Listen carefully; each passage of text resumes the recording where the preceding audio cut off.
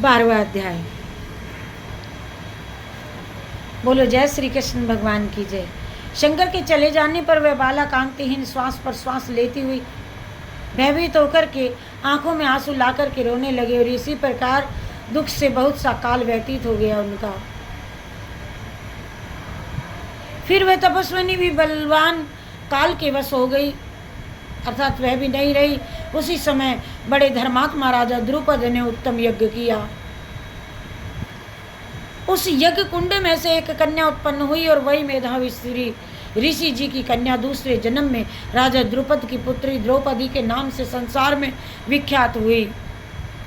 सो ये राजा द्रुपद के स्वयंवर में मछली की आंख बींधने पर अर्जुन को मिली।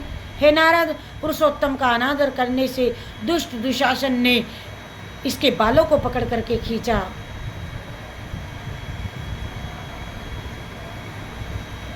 परंतु उस समय वह बारंबार मेरे नामों को याद करने लगी। श्री कृष्ण कहने लगे, यदि द्रौपदी को मैं भूल ही गया,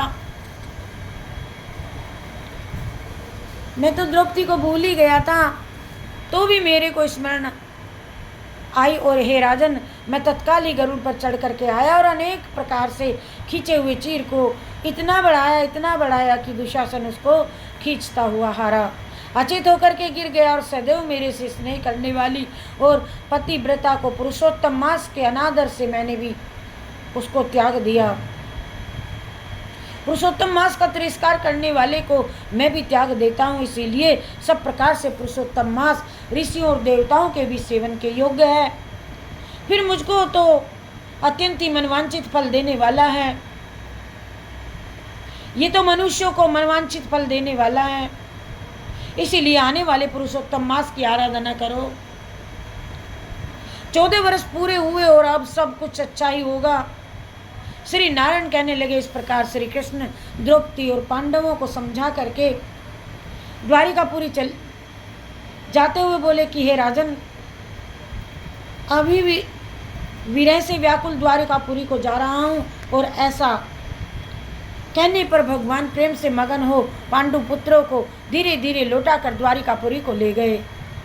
श्री नारायण बोले, श्री द्वारिका नाथ जी के द्वारिका जाने पर युधिष्ठिर अपने भाइयों सहित तप करते हुए तीर्थों में विचरण करने लगे।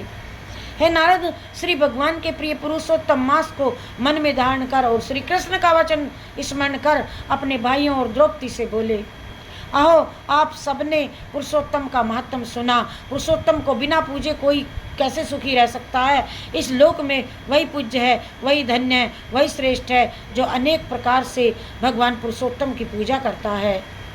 इस प्रकार सब तीर्थों में विचरते हुए पुरुषोत्तम मास के प्राप्त होने पर विधिवत उनका व्रत करने लगे, और 14 वर्ष व्यतीत हो जाने पर श्री कृष्ण भगवान की कृपा से अकंटक राज्य को प्राप्त हुए। इसी प्रकार सूर्यवंशी राजा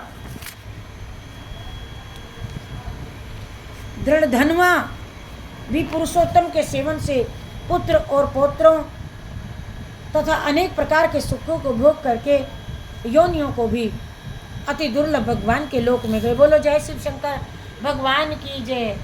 हरि शरणम हरि शरणम हरि शरणम हरि शरणम हरि शरणम हरि शरणम हरि शरणम हरि शरणम हरि शरणम